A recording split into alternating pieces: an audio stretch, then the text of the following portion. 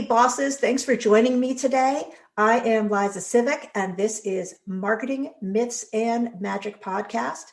I really appreciate you joining me today, and we are going to get right into it. But first, I want to ask you to please download, subscribe, and follow along with this podcast. We've got lots of great information, and I would love to see you here every week. And without further ado, let's get into this episode. Welcome back, business owners, to Marketing Myths and Magic here in the Liza Sivek Marketing Studio. Let's call it that now. I like that. So today I have Michelle Anderson out of Dallas, Texas. Dallas, right, Michelle? Yeah. Okay.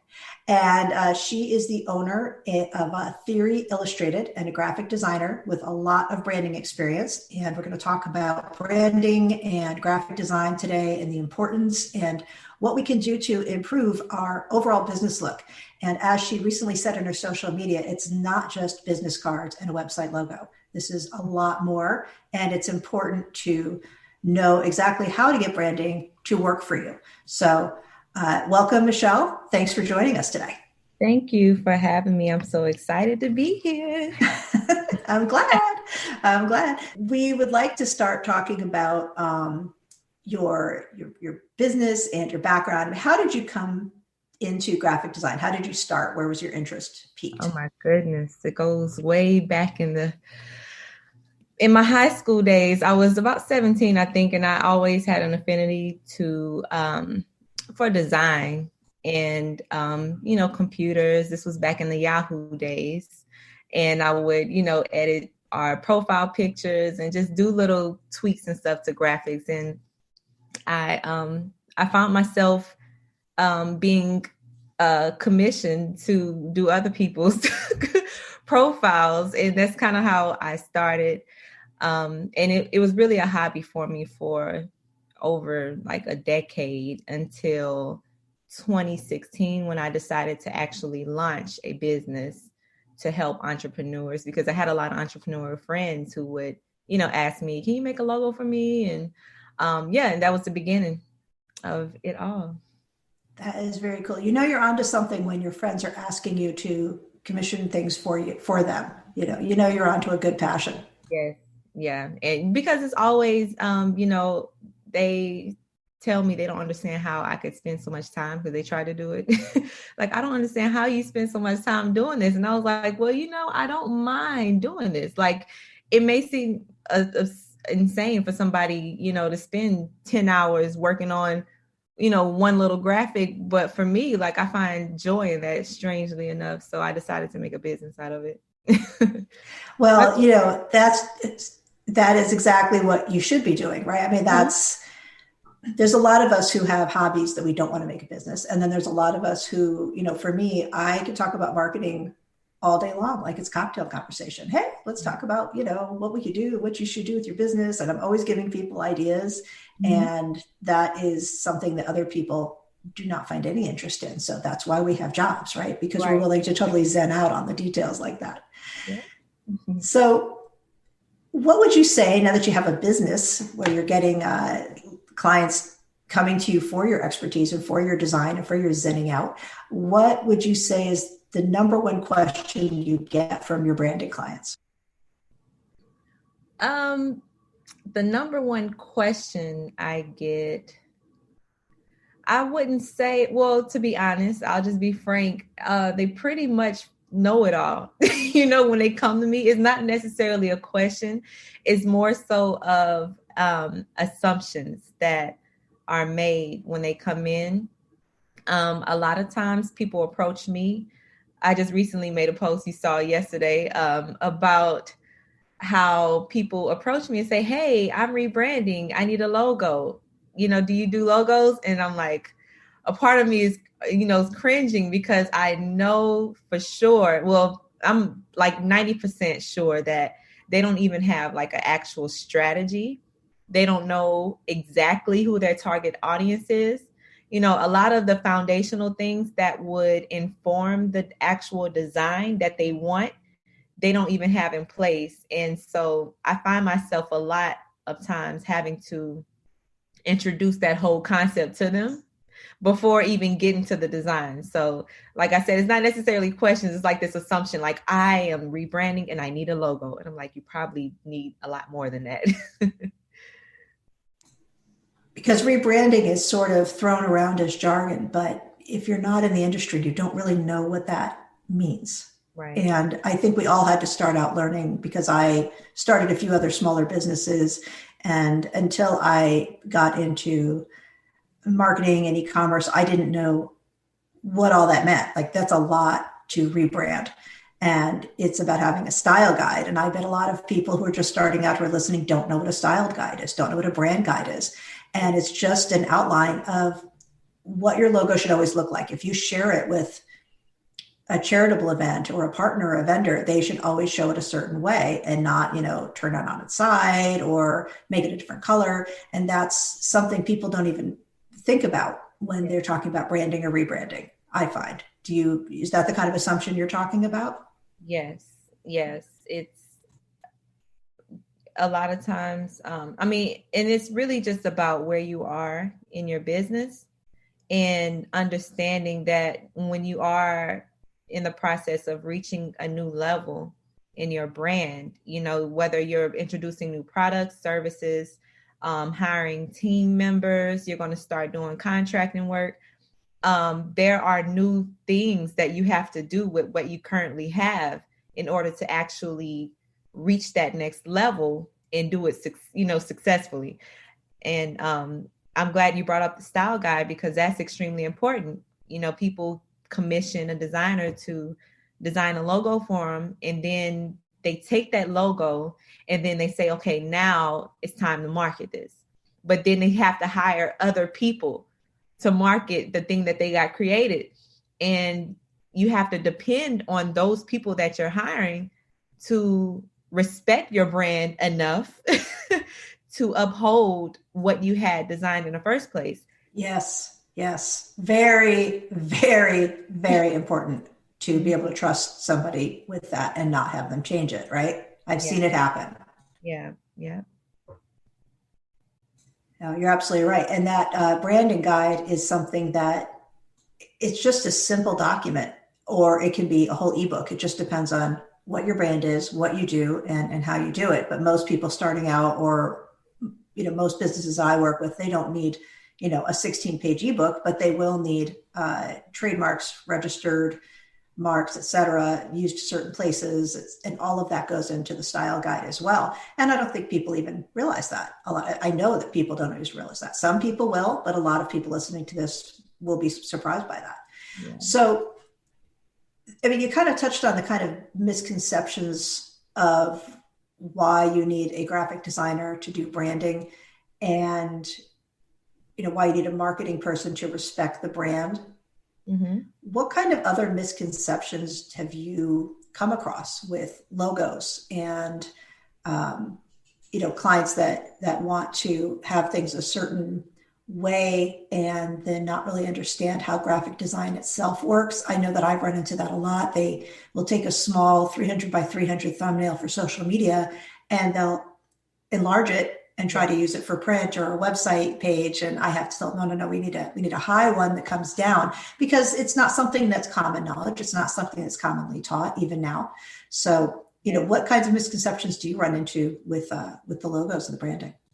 Yeah, you absolutely touched on it. I feel like you triggered me because I thought about the reason why I started to take my business serious because I spent a lot of time on Facebook in the beginning of my business journey.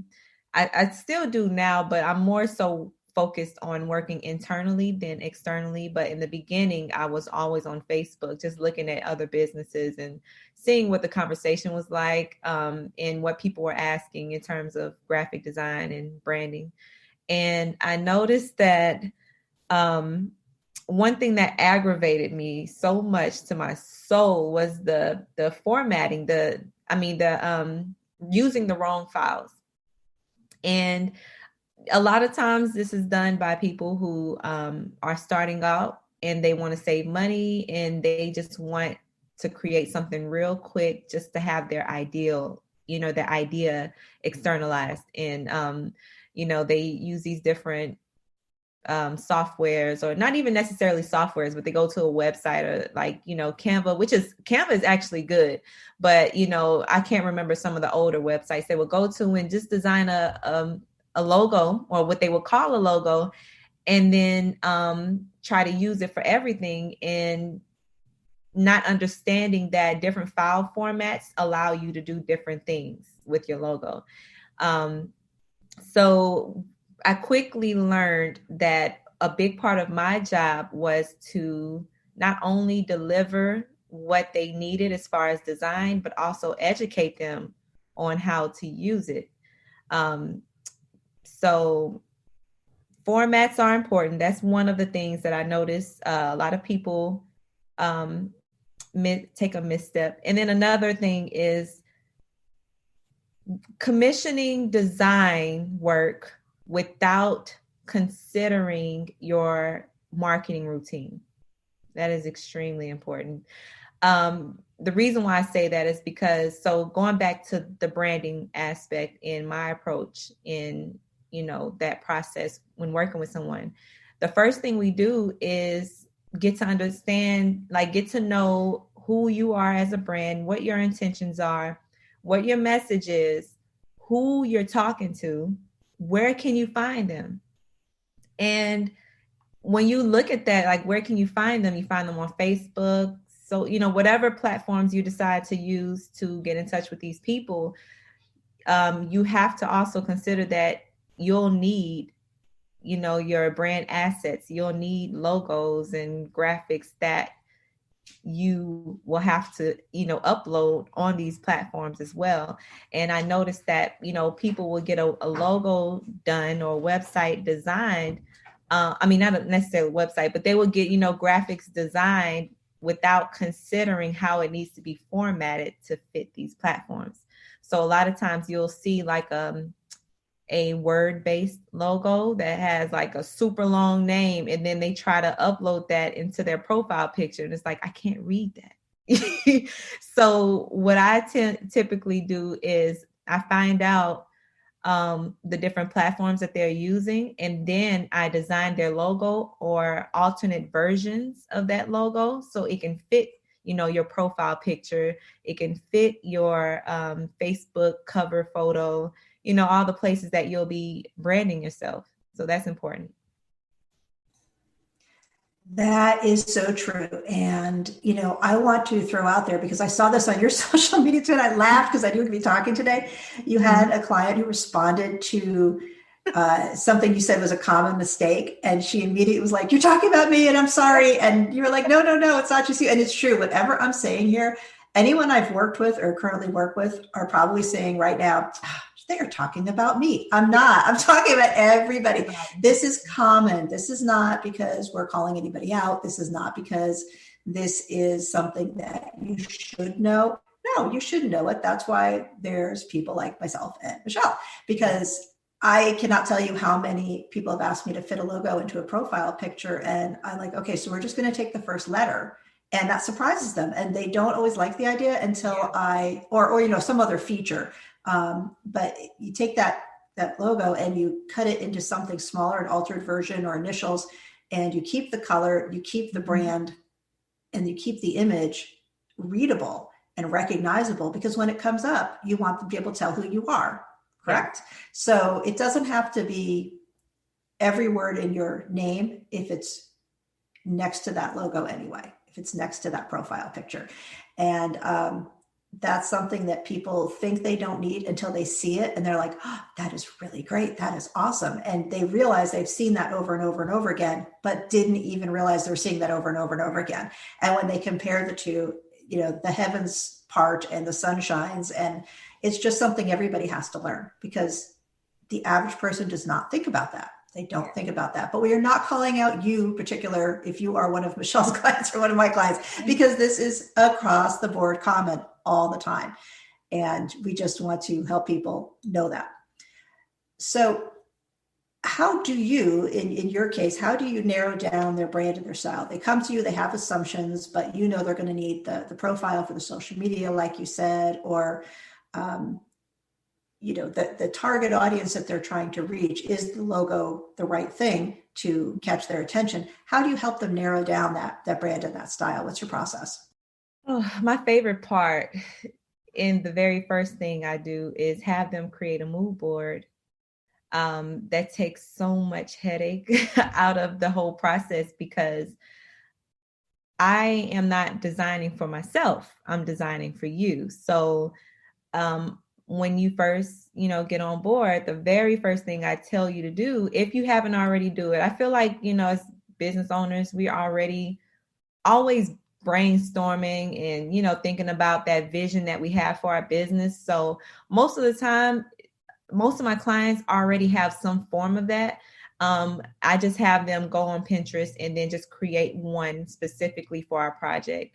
And it really, there's really just a lot of psychology of it. I was just telling, I think it was you. It was somebody I was telling about. I was talking about. Let's just say it was me. Yeah, because that was a conversation we should have had anyway. But I was saying how I feel like designers, the mood board is kind of like the ink test, the ink block test for a psychologist, where a psychologist will hold up that card and say, tell me what you see. That's the same. That's like the equivalent to a mood board for a designer. So you're throwing all of these things out. And then I actually look at the mood board and I can pull out where your color palette's going to be, your typography, your photography style, different elements that's going to make up your aesthetic, even as far as like who your ideal clients are or your ideal customers based on the people that you choose to add, in your mood board. So I don't really have any restrictions as far as what you need to add on there because I feel like the more, the better. And I can actually look at that and say, okay, so this is the aesthetic of your brand. I see the message that you're trying to communicate, the vibe that you want them to feel. And, and I just basically break that down and then start defining those things. Yeah. Okay, so I obviously need to send you a mood board so you can help me because I have never done a mood board and I get the concept, but until you explained it that way, Mm-hmm. it's kind of like when people say, "Oh, we're going to do a vision board this week at my friend's house." I'm like, "No, I'm not." And I'm a mixed media artist and my secret identity. So, you'd think collages would be something I'd want to do, but Yeah. I've never wanted to sit down and like try to put everything on one piece of paper because I think I can't do that kind of brain dump with pictures. And it sounds actually like Pinterest I could do. Yeah, I could do Pinterest. So I think that's a great idea. And anybody can go in and pick a bunch of pictures they just like. And I can see how, as a creative person, you could then go and choose and pick things that they might not even realize they were understanding as what they wanted. As creative as I am, as verbal as we all know I am, I cannot always explain what's on the drawing board of my brain Absolutely. to someone else, even another creative person. I think they can just see it. I want you to all have ESP. And I have learned that I need to actually break it down into a picture for people to get what I'm saying. And that sounds a lot like what you're saying, is that you're taking a bunch of things to convey into one theme. Okay. Yes. I want to add to that a little bit. So that was a learning process. I didn't start off that way. I had to learn the hard way of trying to communicate verbally what it is. What do you want it to look like? What do you want to feel? What colors are you? I want pink and blue. And it's like, there are so many shades, of these colors. And so mood boarding really helped translate a lot of the things, like what's in your brain. So you don't have to use so many words to try to describe it. So yeah, that was a good point.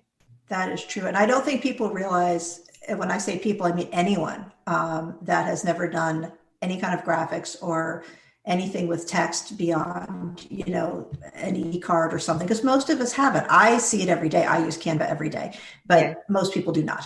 And I've had to teach a lot of people the basics for their own business.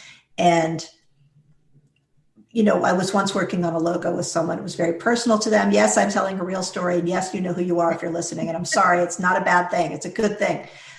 So the logo is very personal to them. Like everything in it was symbolic to them. But they did want to try to update it. And I think like myself, my logo is very personal and I don't want to mess with it now that I have it, but that doesn't mean it can't be better. I know that I even have this tendency. But one of the discussions, and I've had this discussion with other clients too, is, well, just send me all the fonts you have. Yeah. And I was like, I don't think you know that there are literally millions of fonts. Right. There's thousands of fonts. If you tell me I just want something that looks like, Georgia, you're Yeah. going to get hundreds of fonts that look like a Georgia font. So that's the kind of thing that you're trying to help them narrow down, and not have too many choices, because too many options Yeah. freezes us, everybody. Yeah.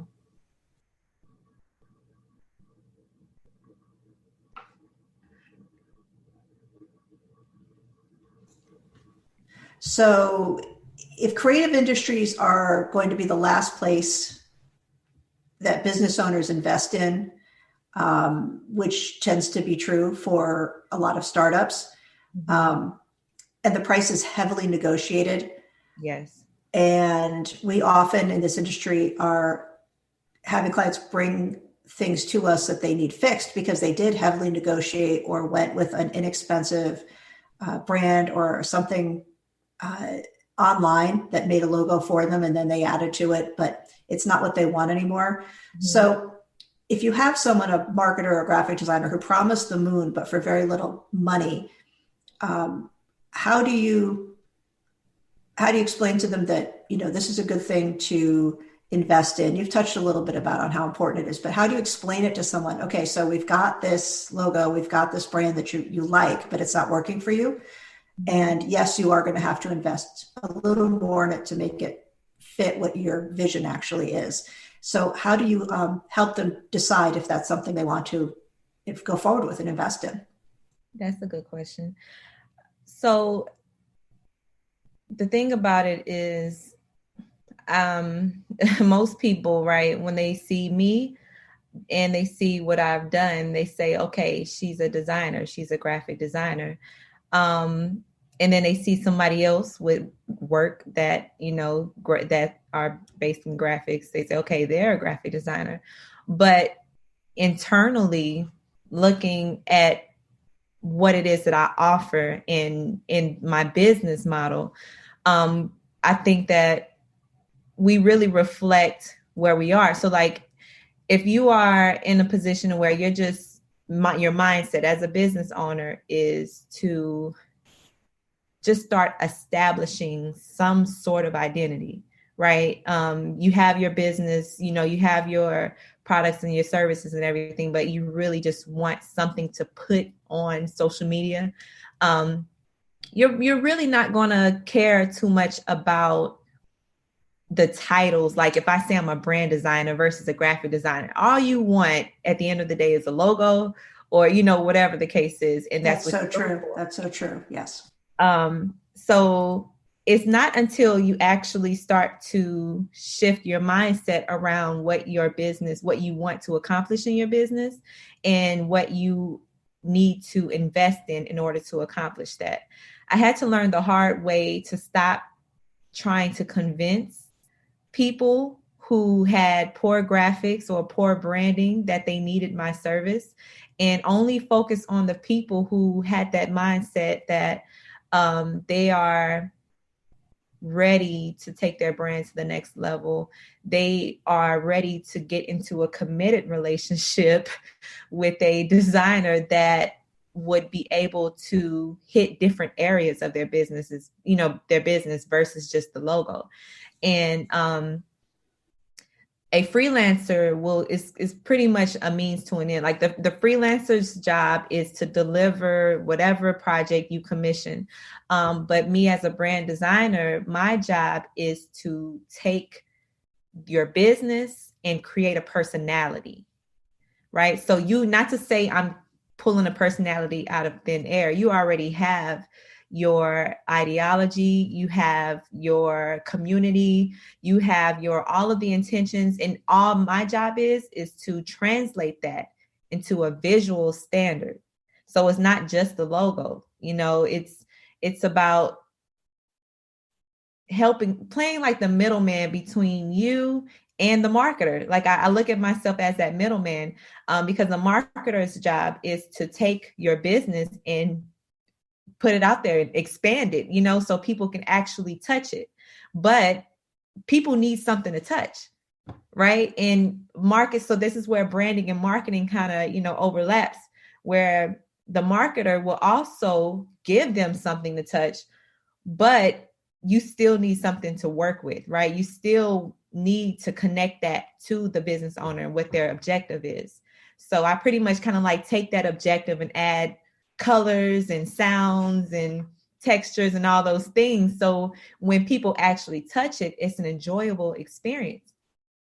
There's so many things that's not translated in words. We're very visual, and we take so much information in without even realizing it. So this is where it goes down to like the core of who I am. I'm very big on psychology. I love design, and I obsess over all of those things. And I saw that and was like, well, I guess branding would probably be my lane then. It just made yes, exactly. Career-wise, it made sense. It's like the marriage between psychology and design. So it's mindset, not to say that freelance graphic designers can't provide value. They definitely do, because, there's a lot of people out there that's not design oriented. They don't have that skill to be able to just, create a simple graphic. So, and I was I'm a freelancer. So I come from that world of just, doing those things. And I had to shift my mindset in order to add more value. So once I decided to shift my mindset, I realized that meant that I had to, that my customers would also be the type of people that would shift their mindset as well about their business. And I just created a system around supporting those people. That was so well put. I was going to start with a joke about you just proposed to everyone about being in a committed relationship, but then you went on to say such great things. I can't joke about it. So yeah, that was a really, really good way to describe it, that it has to be something they can touch, they can feel, they can metaphysically feel like they can connect to. What a great way to describe that. Mm-hmm. So when we're starting out, I've made my own logos. Other people do it all the time. They get students, they get freelancers, they outsource it. They use artificial intelligence sites like Tailor Brand that just gives you a bunch of choices. You put it together, which is basically like giving someone a mood board and then telling them to choose. All of those things are very worthwhile. All of those things are very worthwhile options when you're starting out on a shoestring budget, right? Everybody has to start somewhere. And if you're not coming in with lots of, capital, and you're just, as you said, trying to get out there, that's so important. It's so important just to have a mark, have something you can use to be recognizable. And then, a lot of people have to come back to it again later when it's getting a little less crazy. Hold on a second.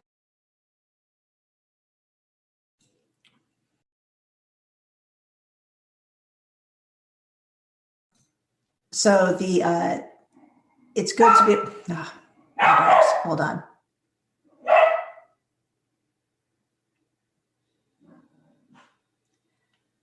Quiet, guys. Enough. Okay, so if they try to keep the dogs out of it. Where was I? Okay, record scratch. All right, here we go. Okay, so you're right. You've got to have something to start at a shoestring budget, right? So you've gone to these AI sites like Tailor Brands and things like that, which are great. They're fine if you're just starting out. You're fine if you're doing a hobby business. It's fine if you just need something. Not everyone has the capital to start with a graphic designer. However, when you get there, when you're ready to take it to the next level and you need marketing and you need branding and you're coming to someone like yourself or myself, style is definitely important. And it's a go-to for all designers to have the brand and the style. But what if you're a startup? What if you're a solopreneur? You're looking to brand on that shoestring and you've got a designer's expertise, but they're not ready to hire you for the full brand. So what do you suggest? I know you have a few options, and why don't you give us some background on what you can suggest for people just starting out? Yes. So what I decided to do recently was start a Facebook group that focused on educating people, because I feel like, I know, everyone can't afford the big budget of having branding done, but the Facebook group is centered around giving you a bunch of free tips and tricks and things that you can do yourself to actually start building your brand. And, the goal is to basically like work, and I share a lot of the things that I'm doing for my brand inside the community too, because I want it to be something where we are both joining each other on our journeys of building a better brand. My brand isn't exactly where I want it to be, but at the same time, I've been studying this for about 4 years. I just launched it as an official branding business last year, but I've been studying it thoroughly, which is somewhat a form of procrastination, to be honest. But I did a lot of studying in researching and everything to establish all of the information that I have in terms of branding. So I share all of those things that I've learned. I give tips. I tell people to share where they are in their journey, answer any questions. So that's an option that I give people when I come across them and they may not have that budget. And then every now and then, so I have my signature, offer is my next level branding system. So that system is specifically focused on, thoroughly like taking your brand from point A all the way up to Z, where we're combing through every aspect of your brand. But periodically, I do have smaller packages or smaller versions that I offer. It's not something I do on a consistent basis, but it is something that I offer where you can just get a style guide. And if you're doing it yourself, most of the time what I tell people is just start with your mood board, right? And start thinking about the different, back to what I was saying before about, the platforms you're going to be using. If you have a website, whatever, you can get started with these free tools like Canva. I'm in Canva every day too. And a lot of the stuff that I do is inside of Canva, because it makes my job so much easier. And I love it because the actual design software that Adobe offers, you can do a lot of that stuff inside of Canva in less than half the time. So that's a great tool. I would tell people, if you are really trying to save money and you want to do it yourself, or at least get like a professional logo design, if you can at least do that, and then just really break down all of the elements of that logo. So look at the colors, play with the different font options, go into Canva and, look and see what you feel would work well with what you already have created, and just be consistent across the board. I think that's one of the biggest keys. Just start with the colors. If you can do anything else, just start whatever color your logo is, establish a 3 to 5 color, like the 3 to 5 colors in your color palette, and just use that consistently. And even if, other things may look unprofessional or thrown, or, the text may be a little off, or the graphics isn't really up to par, a good color scheme could still do much more better than just having a brand that's all over the place. Absolutely, absolutely, because you're giving it some consistency. And then the point of this is all the things we were talking about having to avoid before. This is how you avoid that. You avoid that by having a good foundation and, joining your Facebook group. What's your Facebook group called, by the way? Yes, my Facebook group is Bomb Brand Building for Boss Women. That's a long name. But not putting that in a social media profile icon. Bomb Brand Building, yeah, and but it's linked in my Instagram account, which is @theory.illustrated. So I have it all connected, so you can find my Facebook group on that account as well. Awesome. Yes, we'll definitely have to all head over there, and we'll put that in the show notes in the group and on the website as well, in the Marketing Myths and Magic group as well. So we will connect over to her group. So we've talked about how a business owner can avoid the issues that, are common mistakes that people make because, you're not graphic designers, you're not marketers, you're business owners, and you're good at what you do. And it's okay to have experts to do what you're not good at. So style comes into play, budget comes into play, and having a designer's expertise, having a go-to graphic designer. And Michelle is one of mine. I have others, for different styles, et cetera. But for branding, Michelle's definitely one of my go-tos. And we're going to be talking more about that with another expert in record scratch, can't talk, in packaging design in our next podcast. So we're going to extend this idea of taking that brand style guide, taking that cohesive idea of your image that Michelle helps with, and we're going to extend it all the way to your packaging from your brick and mortar to your shipping containers. But right now, you have to just start with a good logo, a good color scheme, and a mood board on Pinterest. Apparently is a really fun way to start for everybody. So check it all out. Check the show notes. And Michelle, thank you so much for being with me today. This was awesome. And dropped a lot of good knowledge on us, because these are mistakes we've all made in the beginning. And tell us your website and where they can find you on social media besides the group. Yes, my website is theoryillustrated.com. So that's TheoryIllustrated,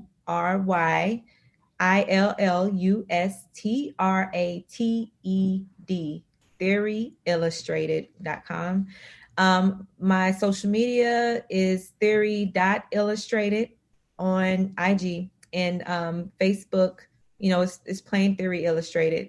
I was trying to find out why I couldn't get my Theory Illustrated on Instagram, but they're not even using it. So I'm a little, Oh no. You have to just keep watching that, right? But I have the same problem. That's a really common problem. I have the same problem. Underscores and dots everywhere. I know you want to tell me the same, but I find that a lot of what I use is also used in other countries in different ways. So that's part of it, So awesome. Thank you so much for being here. And I'm sure we'll talk again soon. So you guys go look for Michelle online. Reach out to her if you have more questions, if you have branding issues you want help with, or to build a new image or a style guide. And thanks again. We'll see you on the next podcast, bosses. Thank you. Bye. You've been listening to Marketing Myths and Magic, part of the Xvadio Podcast Network. You can find us at xvadio.com/podcasts, as well as the Apple Podcasts app, Google Podcasts, Spotify, iHeartRadio, Stitcher, and wherever you find podcasts.